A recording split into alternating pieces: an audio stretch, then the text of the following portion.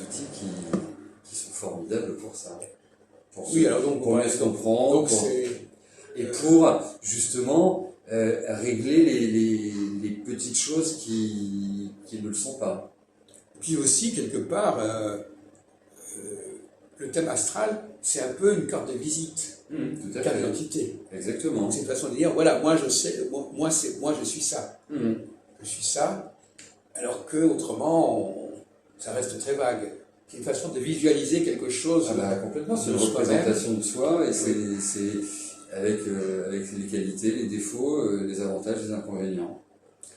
Alors, est-ce que vous avez... Bon, alors on va parler de la question de la formation des... Vous avez parfois des gens qui veulent devenir astrologues, voyants.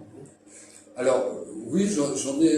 alors, C'est pas je dirais que 8 fois sur 10, ils prennent des cours de tarot et de numérologie, comme d'autres prennent des cours de peinture, ou des cours de cuisine. C'est un hobby, c'est un intérêt, c'est quelque chose qui leur apporte, mais qui n'est pas destiné à un exercice professionnel.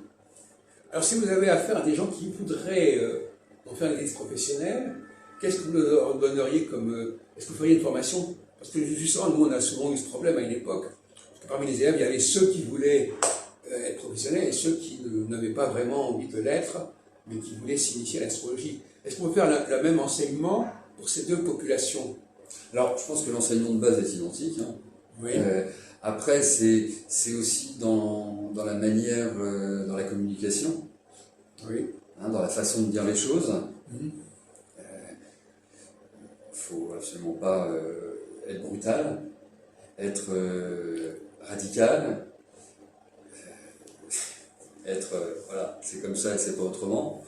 Donc non, il faut toujours laisser les portes ouvertes, il faut être à l'écoute, il faut déjà initialement bien comprendre l'individu. Donc oui, ça je le fais pour ceux qui veulent exercer. Il y a une autre approche. Oui, justement, c'est la question. Parce que moi, je me suis occupé beaucoup, à une certaine époque, des gens qui voulaient devenir professionnels. Et je pense que c'est pas du tout la même façon de travailler qu'avec des gens qui veulent s'initier à l'astrologie. Bien sûr.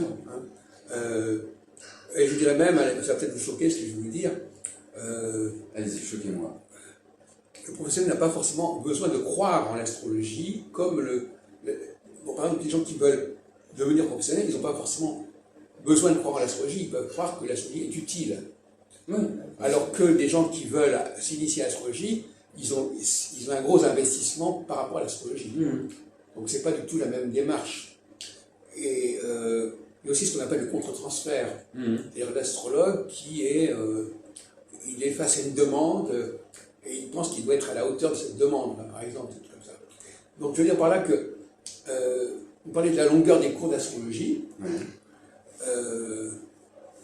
Vous parlez de 5 ans, peu importe, mais les cours d'astrologie peuvent être beaucoup plus longs pour des personnes qui veulent vraiment se servir de l'astrologie pour eux-mêmes, ou qui croient vraiment à l'astrologie et qui veulent en tirer de l'astrologie un maximum d'informations, que pour des gens qui veulent en faire profession et qui finalement peuvent suivre une formation beaucoup plus rapide.